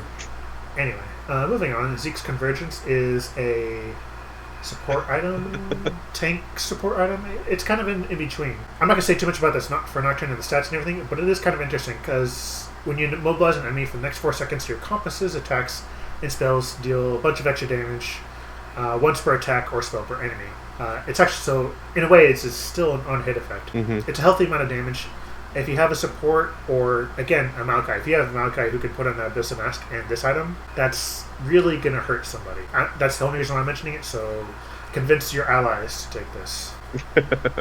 If you're going like support Nocturne for some reason, sure. Yeah, maybe. that's what I said. Support Nocturne, baby. If you're going support Noct, build this. Yeah, maybe. Knight's Vow, pretty much the same thing as it was before. Not really gonna go over it again. It's still a support item. The Kale's Blessing, almost exactly the same item used to be before. I think it has more heal and shield power. Yeah, basically the same item. Mortal Reminder though. Get to the good one. This is 2,700 gold, 20 attack damage, 25% attack speed, 20% critical strike chance, 7% move speed, and has the passive of Cursed. Dealing physical damage applies 40% grievous wounds to enemy champions for 2 seconds, dealing 3 consecutive attacks to enemy champions, enhances its effect to 60% grievous wounds against them until the effect ends. If you have a problem with healing, buy this item. It is redonkulous. That's my clap for that. for how cheap it is. Yeah. And all this, and every stat that you gain is everything that Nocturne could dream of. As hella stats, yes.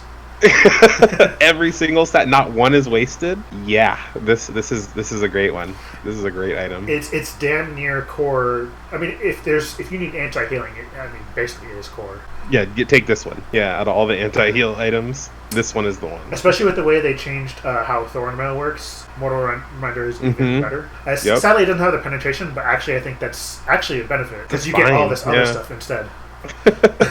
That's fine. I mean, if you have Black Cleaver or something else, I mean, you're fine, right? You're building this too. You're totally good. I like this item a lot.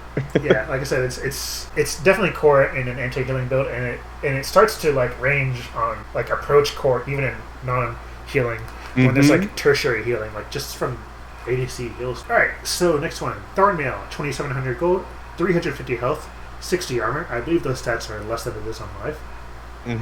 The passive is Cursed. When struck by an attack, deal 10 plus 10% of your bonus armor, magic damage to the attacker, and apply 40% grievous wounds for 2 seconds if they are a champion. Immobilizing enemy champions also applies 60% grievous wounds for 2 seconds. This is why I said the passive for Mortal Reminder is better, because immobilizing means your fear. I believe that counts for immobilizing. But you can't do that all the time. So it's like Thorn Mail in live, but worse.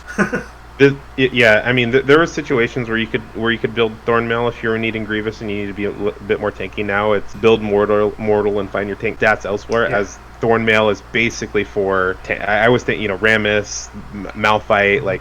This is for, this is like their item, right? Like, this is for tanks to use. Or Nautilus, right? Like, Nautilus walking around with Thorn Mail just immobilizing everybody, So, there's probably no reason for you to build this anymore when there might have been some on live. Yeah. Probably not anymore now. Yeah, I agree with that. There was some reason before, but now there's basically not. And Thorn Mail doesn't work against Samira's ult either, so that's a little something. Alright, next item, Morale Nomicon, basically the same as the ones above, but it's for magic damage. Mirror Mana, Seraph's Embrace, we'll just kind of skip past that. And I do believe that is basically everything. The only thing we have left to mention is some removed items. Adaptive Helm, RIP, Frozen Mallet, nobody cares. Yeah. And then... Static Shiv. Shiv is gone. Gunblade if you wanted that 30% Omni Vamp build. But last but not least, the jungle items. Yeah. I got to play with them. They took all of the damage off of these items, and they combined the old healing effects. They gave it the old talisman. So basically, everyone always just has talisman, and the machete offensive path is just gone. Otherwise, they're exactly the same. I really feel like they should just combine. Because it says Tooth and Nail, but it's just... I believe nail. It doesn't have any of the on-hit effect that Tooth had. No, it doesn't. Monsters would die burning me. No, that looks just like talisman. I don't understand this. Monsters who would die to the burning die immediately. I don't know what this means. So I'm guessing instead of you can kite it out and then it dies because it's burning. They just die right away. Yeah, but I watched when I was playing, the monsters died at the same pace that they did before. Oh, okay. Huh. So. I don't know if it's saves you a tick, but maybe it didn't feel that. It didn't feel like that. Gotcha. But everything seemed to die at the same pace. And the cooldown on smite and everything is still the same too, right? So the smiting 5 times, that doesn't. Yeah, the cooldown on smite is the same. It does have the 10% Omni Vamp, and I guess it's just the 10% Omni Vamp. This is really good for healing. I was very easily topped off all the time when jungling, even more than before. So that's pretty good. But like I said, the damage is significantly less. Any jungler can tell you that. There are very often times I would walk away from a camp thinking that my last attack had killed it, and did not. So you're going to pay way more attention to that. On the plus side, this does make Nocturne a pretty fast clear in comparison to his contemporaries because of his bonus AD on Q is, comparatively speaking, the same, and how do I say this? Good. But if, however, against other champions that naturally benefited from Nail in the past, and just they picked it naturally, it's actually just better for them. So there weren't Nocturne compared to other, I guess I should say Nocturne compared to other champions that picked Tooth is doing pretty well, but against other Nail users, he's probably doing worse. Gotcha. That's what I'll say about that. And for anybody who doesn't know, you smite 5 times, you gain the effect of either Red Smite or Blue Smite. The item also, in both cases, now looks like Hunter Talisman, except one is red and one is blue. So you just pick one based on the color smite thing. And it will disappear after you have smited 5 times. That's all that it is about them. There's some rune changes and some jungle changes. The jungle monsters, they allegedly move faster. This isn't really noticeable. I kited the monsters the same and didn't feel too much difference. Blue is noticeable, but it didn't matter too much because I'm very used to kiting red. And you just kite blue the same way. It's not a big deal. Really isn't. It's actually only a big deal for ranged junglers, and Nocturne is not ranged, so it doesn't matter. Yeah, I was curious how that would affect ranged junglers. It affects Kindred more than it affects Graves, because Graves has knockback. But well, Graves, I figured it wouldn't affect Graves, but like Kindred or Nidalee to some degree, yeah. Even though you're in cat form a ton too, but yeah. It might affect Graves very slightly. He might get he might get hit like 1 or 2 more times than he usually does. Rip the Ez jungle. Sorry, guys. Yeah, that too. Oh yeah, that's gonna be horrible. Team 1 jungle. Sorry, Minko. So do we want to talk about the rune changes real fast? We can. I have to go in about 20 minutes. But I know they're super brief anyways, yeah, but just as a FYI, yeah, I know the rune changes are super brief, but yeah, we totally can. Very quick. Ravenous Hunter's change, it starts off at 1% healing. It's just Omnivamp now, not just how it was before, which is like a weird form of Omnivamp. And then plus 2% per unique champion takedown, equaling up to a total of 11%, if I'm correct. Yep. And is reduced to 1/3 against monsters. It was really good against monsters before, especially because it worked with Nail's Burn. Still pretty good though, because it's also, before it didn't apply lifesteal in a way. It didn't affect from your auto attacks, now it does. Still decent if you want it for that reason. Yeah, just okay. Yeah, decent. Next one would be Legend Destroyer. Very interesting item. It's only bonus armor in Magic Resist.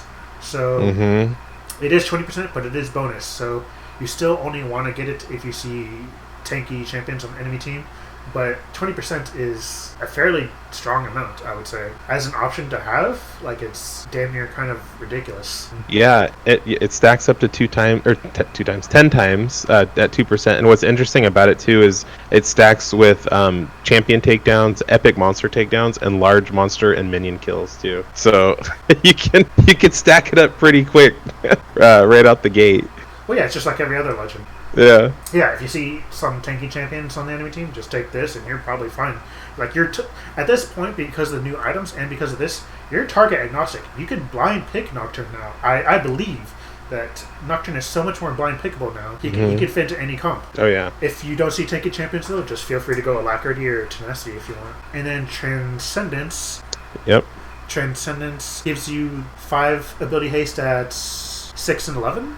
5 and 8. 8 and 11. 8 and 11. So yeah, 5, 8, and 11. Yeah. A little bit of free ability haste like I did before in terms of CDR. And then at level 11, you get, when you take down a champion, it reduces your basic cooldowns by 20%.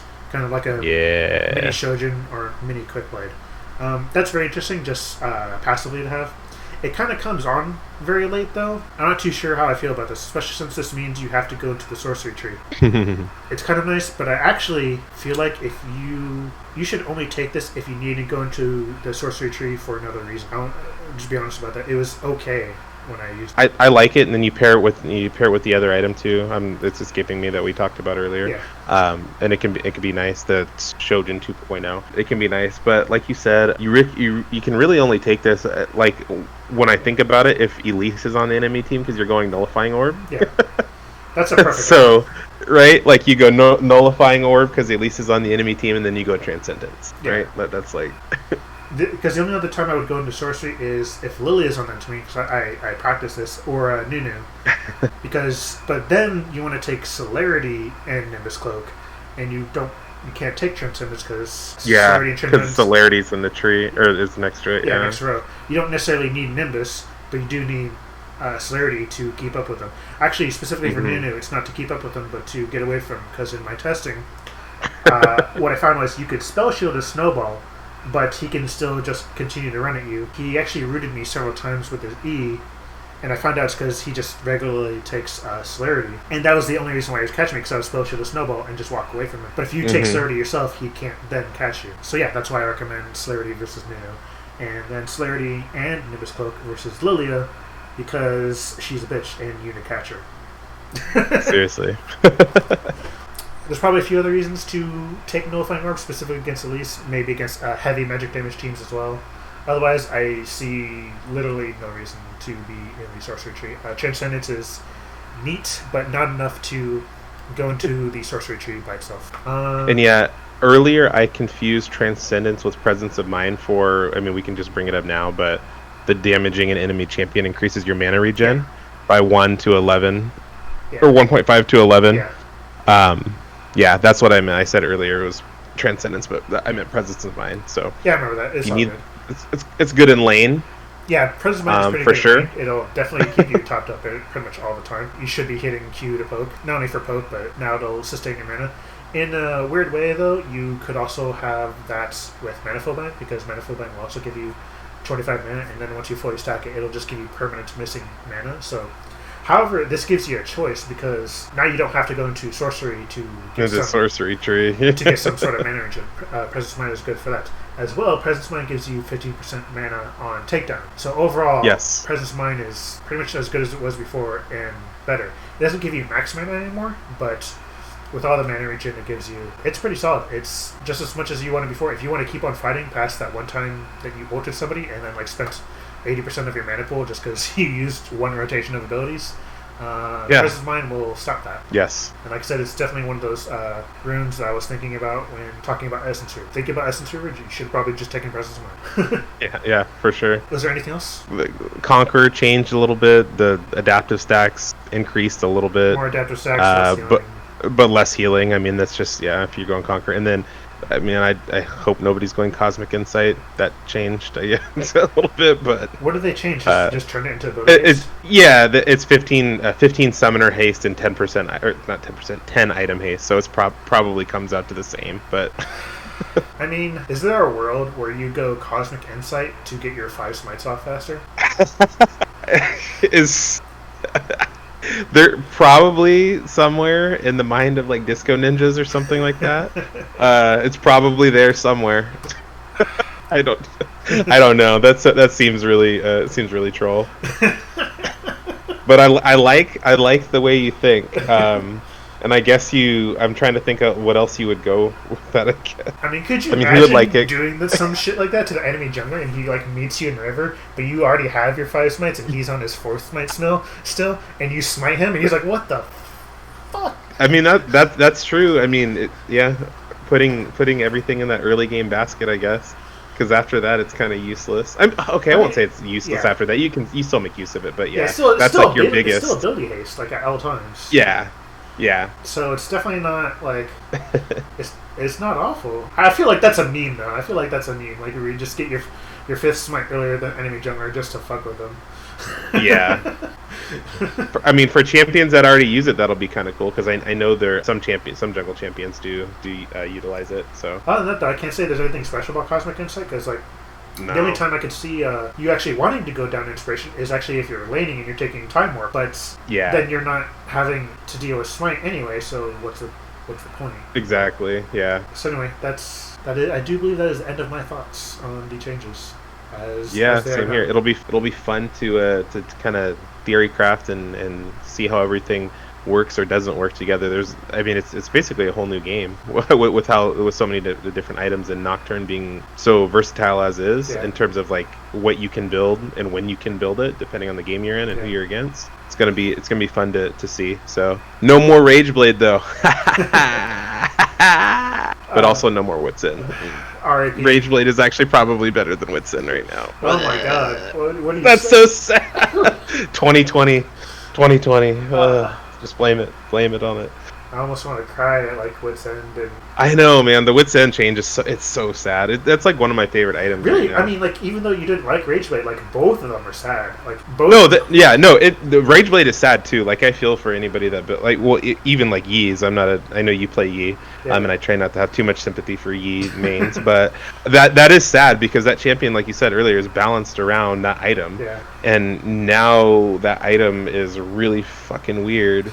The only thing I can think of is like there's going to be some weird interaction where because you have to build crit to increase the damage on it, and so like someone comes up with some weird ass build where they build Rageblade and like crit items and like are insane despite the fact that they can't crit, so they can't use any of the crit synergy items like because you can't use Quickblade. You can't use Quickblade with Rageblade. Right. Like IE is not viable. Yeah, you can't use IE. You can't use Quickblade. I think there's a few other. You can't use I mean, it's not a big deal. You can't use Essence Reaver though. Wait, no. Yeah. Essence Reaver you can. It's not. Never mind. You can use Essence Reaver. Essence Reaver sucks, so who cares? Yeah. Anyway, brutal. I think that's gonna be it. Yeah, that was fun. Thank you for watching, and have a good day.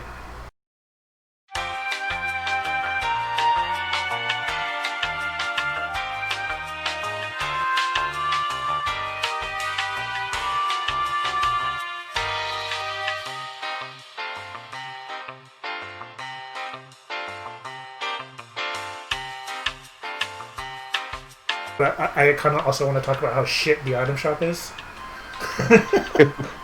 Well, you can do that because you just played with it for sure. It's like clicking on everything is so unintuitive. It actually takes extra clicks to get what you want, and like at least half of it is I need to remake an item set, work with the new shop and all that. So like I type in, just think of any item, it pops up on the left. So there's an item there. And then there'll be a secondary window that shows the same item. I'm not exactly sure what the requirements are because there's an item on the left, and then there's a little attachment to it that shows another list of items. I really don't know what it is. But say you get your item, and then click on your item, just like you would when you're searching for the shop.